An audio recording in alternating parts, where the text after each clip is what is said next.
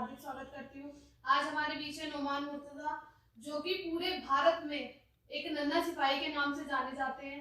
आइए हम इनसे बात करेंगे। और मैं आपसे पहला सवाल ये है कि मेरा आपसे कि 2012 के विधानसभा चुनाव में आपको जगह जगह संबोधित करने के लिए, रैलियां करने के लिए आपको बोला गया था। इस विषय पर आप क्या बोलना चाहेंगे?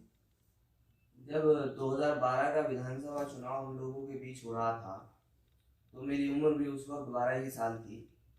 और उससे एक वर्ष पूर्व 2011 में जब समाजवादी पार्टी का राष्ट्रीय सम्मेलन गोरखपुर में हुआ था, तो उस वक्त समाजवादी पार्टी के प्रदेश अध्यक्ष और आप समाजवादी पार्टी के राष्ट्रीय अध्यक्ष हैं हमारे आदरणीय अखिलेश यादव जी, उन्होंने मुझे पहली बार उस मंच पर बोलने का मौका दिया। वहाँ लोग मेरी भाषण से बहुत प्रभावित हुए और उसके बाद मुझे 2012 में अनेकों विधानसभाओं में जनसभा को संबोधित करने के लिए भेजा गया। और उम्र बहुत छोटी थी, लोग सुनते थे। हो सकता था कि शायद जो मैं बोलता था लोगों को पसंद आता था, लोगों का प्यार मोहब्बत मिली। और खास करके पश्चिमी उत्तर प्रदेश में जहाँ जहाँ मैं गया, 2012 के विधानसभा चुनाव के परिणाम जब आए तो उन परिणामों में अनेकों विधानसभाओं में हम लोगों को विजय प्राप्त। तो इस अपने लिए मेरे लिए गर्व की बात थी, एक गौरव भरा समय था उस वक्त।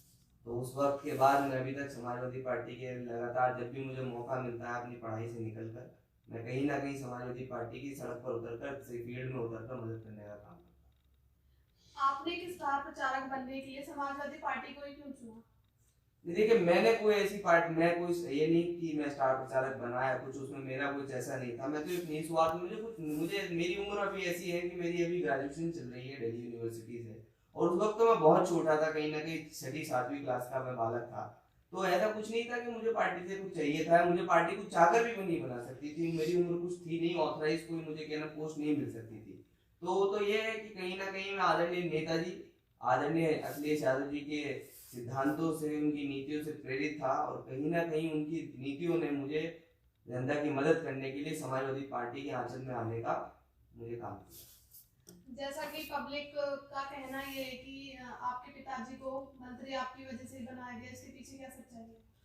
देखिए, राजनीति में कोई किसी की वजह से कुछ नहीं बनता, कहीं ना कहीं हर किसी के अंदर अपनी खूबी होती है। मेरे लिए भी ये बहुत बड़ा गौरव का समय था जब मेरे वालिद साहब को दर्जा राजमंत्री देकर और मेरठ में भेजने का काम किया था। लेकिन मैं तब भी और आज भी समाजवादी पार्टी का एक अदना सा कार्यकर्ता था, हूँ और हमेशा रहूंगा। मैं कभी ये नहीं कि जब मेरे पिताजी मंत्री रहे हैं, आज पार्टी के राष्ट्रीय सचिव हैं, तो ये कोई इस तरीके की बात नहीं। उनकी राजनीति अपनी जगह है, मेरी राजनीति अपनी जगह है। वो बड़े नेता है पार्टी के कहीं ना कहीं, और मैं छोटा सा एक कार्यकर्ता। जैसा कि हाल ही में अभी बीजेपी की सरकार चल रही है देश में, तो आपको क्या लगता है कि उनके राज्य में कानून व्यवस्था सही है या उसमें कुछ बदलाव होने चाहिए? देखिए, पहले तो मैं समझता हूँ आपको ये सवाल मुझसे पूछना ही नहीं चाहिए। आप खुद एक महिला हैं, आपको पता होना चाहिए कि आज भारतीय जनता पार्टी के राज में कितना बड़ा जंगल राज प्रदेश की सड़कों पर और देश की सड़कों पर है। कहीं ना कहीं हमारी माँ बहनें रात को 8 बजे के बाद घर से निकलने में डरती हैं। और कहीं किसी की अगर लड़की, किसी की पत्नी, किसी का बच्चा, तो ये मैं कहता हूँ महिला से छोड़कर कोई लड़का भी हो, अगर कहीं लेट नाइट नौकरी से वापस आता है तो कहीं ना कहीं घर वालों को चिंता रहती है कि बच्चा सही सलामत घर पहुंच जाए। क्योंकि आज भारतीय जनता पार्टी के राज में ऐसे हालात हैं कि अपराधी तो छोड़िए, इनकी पार्टी के नेता ही अपराधी हैं। इनकी पार्टी के नेता, विधायक, मंत्री, अब मैं कहता हूँ ये तो देश की हमारी जुडिशरी है। मैं सलाम करता हूँ जुडिशरी को कि कुलदीप सेंगर जैसे एक आदमी को देश की जुडिशरी ने सजा देने का काम किया। आप देखिए भारतीय जनता पार्टी का आप किरदार देखिए कि इनकी पार्टी का विधायक हमारी देश की नौजवानों, लड़कियों के साथ क्या करने का काम करते हैं। तो ये भारतीय जनता पार्टी के लोग दोहरा चेहरा रखने वाले लोग हैं, ये दोहरी शपथ लेने वाले लोग हैं। एक शपथ ये संविधान की लेते हैं जब ये विधायक और मंत्री बनते हैं, और दूसरी शपथ ये नागपुर में जाकर आरएसएस के कार्यालय पर आरएसएस की शपथ लेने का काम करते हैं, देश में अराजकता फैलाने का काम करते हैं, हिंदू मुस्लिम भाईचारे को तोड़ने का काम करते हैं। ये भारतीय जनता पार्टी के लोग कहीं ना कहीं देश की नींव को कमजोर करने का काम आज देश में कर रहे हैं। लेकिन देश की जनता अब इनके चेहरे को समझ चुकी है। आने वाले समय में 2022 के अंदर आप देखेंगे उत्तर प्रदेश के अंदर विधानसभा का चुनाव होगा, तो आने वाले समय में उत्तर प्रदेश की जनता मुंहतोड़ जवाब देकर उत्तर प्रदेश में पूर्ण बहुमत की सरकार आदरणीय अखिलेश यादव साहब के नेतृत्व में समाजवादी पार्टी के हाथों में, समाजवादी पार्टी के लोगों के हाथों में देश उत्तर प्रदेश की जनता उत्तर प्रदेश को सौंपने का काम करेगी। जैसे कि 2022 में इलेक्शन आएंगे, तो उसके चलते समाजवादी पार्टी सरकार की क्या नीतियां हैं कि उनकी सरकार फिर से आए? देखिए, हम लोगों ने कभी, हम आपको बताएं, आज हम तो सरकार से बाहर हैं, हम लोगों ने काम पर विश्वास रखा है, हमारे नेता ने काम करने का काम किया है। हमने कभी हिंदू और मुसलमान को अलग नहीं, हमने पूरे प्रदेश को एक साथ देखने का काम किया है। हम कभी जाति, हम कभी जात, हम कभी धर्म की राजनीति में उतरने वाले लोग हैं ही नहीं। हम लोग इंसानियत की राजनीति करते हैं और इंसानियत को आगे बढ़ाते हुए हम लोग विकास का रास्ता अपनाते हैं। इसीलिए हम लोग फिर अब यही बात कहेंगे कि जो विकास भारत समाजवादी पार्टी की सरकार ने 2012 से लेकर 2017 तक करने का काम किया था, और आने वाले समय में जो काम इन 5 सालों में होना चाहिए था, जो भारतीय जनता पार्टी और आदरणीय योगी आदित्यनाथ जी की सरकार ने उत्तर प्रदेश में नहीं किया, कहीं ना कहीं उस काम को आगे बढ़ाते हुए और अपने पिछले काम को साथ लेते हुए नई ऊंचाइयों के साथ, नई बुलंदियों के साथ हम विकास का रास्ता अपनाएंगे और दोबारा उत्तर प्रदेश में अखिलेश यादव साहब को मुख्यमंत्री बनाते हुए समाजवादी पार्टी की सरकार बनाने का काम करेंगे। हाल ही में दिल्ली में इलेक्शन होने वाले हैं, तो आपको क्या लगता है इस बार किसकी सरकार आएगी? बीजेपी आएगी या फिर से आप पार्टी आएगी? देखिए, इस पे वाक्य है मेरे पास, अगर आप कहें तो मैं आपको सुनाता हूँ। जब 2014 में मुजफ्फरनगर के अंदर दंगा हुआ था, 2013 की बात है वैसे तो जब मुजफ्फरनगर के अंदर दंगा हुआ और भारतीय जनता पार्टी के लोगों ने, कुछ भारतीय जनता पार्टी के ऐसे चेहरे थे पश्चिमी उत्तर प्रदेश में जिन लोगों ने उस दंगे को भड़काने का काम किया था, हिंदू और मुसलमानों के बीच फूट डालने का काम किया था, तो उसके बाद दिल्ली का चुनाव हुआ था और भारतीय जनता पार्टी का दोहरा चेहरा लोगों के सामने आया था। और भारतीय जनता पार्टी के दोहरे चेहरे को देखते हुए दिल्ली की जनता ने इन्हें मुंहतोड़ जवाब देने का काम दिल्ली के विधानसभा चुनाव में किया था। 70 में से 67 सीटें केजरीवाल साहब को जिताने का काम किया था। लेकिन आज मैं स्थिति अगर आपको बताऊं तो मुझे जो लगता है, क्योंकि देखिए समाजवादी पार्टी उस स्तर पर वहां चुनाव नहीं लड़ेगी। मैं आपको बताऊं, समाजवादी पार्टी का एक दो जो प्रत्याशी होंगे वो जरूर चुनाव लड़ेंगे और जहां भी सरकार जिसकी भी बनेगी, जो सेकुलर सरकार बनेगी, हम लोग उसका समर्थन करेंगे। लेकिन मैं ये आपको यकीन दिला सकता हूं कि भारतीय जनता पार्टी को अपनी जमानत बचानी दिल्ली के अंदर भारी पड़ जाएगी। दिल्ली की जनता, क्योंकि मैं खुद दिल्ली विश्वविद्यालय का छात्र हूँ, मैं वहां रहता हूँ, मुझे पता है आज पूरे देश के अंदर भारतीय जनता पार्टी का इतना बुरा हाल है कि भारतीय जनता पार्टी का नेता क्षेत्र में वोट मांगने के लिए भी जाने से डरता। उत्तर प्रदेश में चलाई जा रही जितनी भी योजना है उनसे आप कितने सहमत हैं, और आपको क्या लगता है कि क्योंकि अब 3 साल होने जा रहे हैं, लगभग आधी से ज्यादा योजना खत्म हो चुकी है, तो आपको क्या लगता है कि सरकार विकास कर पाएगी या फिर ऐसी बोलती है बस? देखिए, मैं आपके चैनल के माध्यम से उत्तर प्रदेश के मुख्यमंत्री आदरणीय योगी आदित्यनाथ को मुबारकबाद देना चाहता हूँ। उन्होंने बहुत शानदार काम किया है। काम उन्होंने किया है, 100 डायल को बदलकर 112 करने का काम किया है। जितने समाजवादी पार्टी की सरकार में काम हुए उनके नाम बदलकर उनके शिलान्यास करने का काम किया है, उनके उद्घाटन करने का काम किया है, जिलों और क्या नाम कस्बों के नाम बदलने का काम किया है। तो काम उन्होंने इतने अच्छे पैमाने पर किया है कि भारतीय जनता पार्टी अब जब 2022 के चुनाव में सड़कों पर उतरेगी तो ये बहुत शानदार नया आप लोगों के सामने होगा।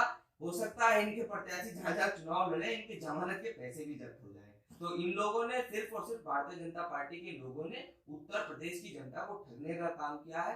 कहीं ना कहीं उत्तर प्रदेश के नौजवानों को छलने का काम किया है। जो 2 करोड़ नौजवानों को रोजगार देने का काम भारतीय जनता पार्टी की केंद्र की सरकार ने कहा था, वो कुछ नहीं था, वो एक झूठा इनका वादा था जो सड़क पर कहीं दिखाई नहीं दिया। आज देश की इकोनॉमी इन लोगों ने नीचे गिराने का काम किया, देश की जीडीपी गिराने का काम किया, व्यापार को ठप करने का काम किया है। इन लोगों ने केवल और केवल देश के अंदर अराजकता फैलाने का काम किया है, जो कि देश की जनता, उत्तर प्रदेश की जनता बिल्कुल बर्दाश्त नहीं करेगी। मेरा आपसे एक आखिरी सवाल ये है कि आप अपना रोल मॉडल अखिलेश यादव जी को ही क्यों मानते हैं?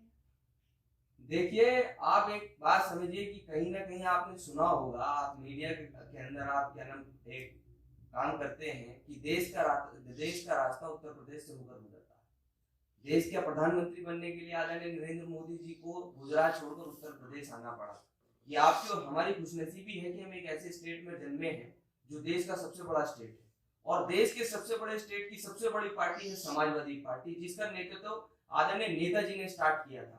और आदरणीय नेताजी की तर्ज पर आदरणीय अखिलेश यादव जी ने उत्तर प्रदेश की जनता का नेतृत्व संभालते हुए हम लोगों का नेतृत्व आगे करने का काम किया। मैं अगर आप लोगों को बताऊं, अगर हम लोग कंपैरिजन करें, तुलना करें, तो पूरे देश के अंदर कोई भी एक ऐसा नेता नहीं होगा जो आदरणीय अखिलेश यादव साहब की तुलना में खरा उतर सकता हो। उनका बिहेवियर देखिए, एक उनका शालीन व्यवहार देखिए। जब उत्तर प्रदेश में आपने देखा होगा मुख्यमंत्री रहते हुए आज तक कोई मुख्यमंत्री इतना शालीन नहीं उत्तर प्रदेश को मिला होगा जितना अखिलेश यादव साहब शालीनता के मामले में उत्तर प्रदेश को मुख्यमंत्री के रूप में मिलने का काम किया गया था। और आदरणीय अखिलेश यादव साहब जो कि ऑस्ट्रेलिया से इंजीनियरिंग कर कर पहले मैसूर से इंजीनियरिंग करी, फिर इंजीनियर और फिर क्या नाम आपका फिर क्या कहते हैं ऑस्ट्रेलिया से पोस्ट ग्रेजुएशन करने के बाद जब हिंदुस्तान में आकर उन्होंने एक पढ़े लिखे राजनेता के रूप में हम लोगों का नेतृत्व करने का काम किया, तो हमारे लिए सौभाग्य की बात है कि ऐसा पढ़ा लिखा नौजवान हम लोगों की राजनीति में मदद करने के लिए, हमारी लड़ाई लड़ने के लिए सड़कों पर उतरा।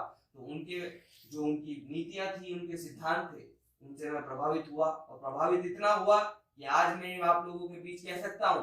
मैं अभी पिछले साल जब 2018 में मैं 18 साल का हुआ, तो 18 साल का जब मैं हुआ तो आदरणीय अखिलेश यादव साहब ने मेरा जन्मदिन अपने ऑफिस में ही मनाने का काम किया और मुझे ऑफिशियल रूप से पार्टी का सदस्य बनाया। तो उस वक्त जो बात मैंने उनसे कही थी वो आज मैं आपके चैनल के माध्यम से आप लोगों के बीच वो बात आप लोगों से शेयर करता हूँ। उन्होंने मुझसे कही थी कि नौमान आज उत्तर प्रदेश की समाजवादी पार्टी के तुम सदस्य बन गए हो, हमेशा समाजवादी पार्टी के साथ रहना। तो मैंने उनसे भी कही थी और आज आपके माध्यम से आपके दर्शकों को भी मैं बात कह सकता हूँ कि नौमान मुर्तजा अगर रहेगा तो समाजवादी पार्टी में रहेगा, मरते दम तक समाजवादी पार्टी के झंडे के तले गरीबों, शोषित, पीड़ित, मजदूर, गरीब, किसान, नौजवान की लड़ाई लड़ने का काम करेगा। जैसा कि आपने अभी सुना, हमारे बीच जो पूरे भारत में प्रसिद्ध है नन्हा सिपाही के नाम से, उन्होंने अपने विचार व्यक्त करे हमारे चैनल के माध्यम से। और मैं यही चाहूँगी कि ये पूरे अगर इनकी सरकार आती है तो ये बहुत अच्छा काम करेंगे। और हमारे चैनल को देखते रहें, लाइक करें, सब्सक्राइब करें, बेल आइकन पर जाकर क्लिक करें, देखते रहें हमारा चैनल। जय हिंद, जय भारत।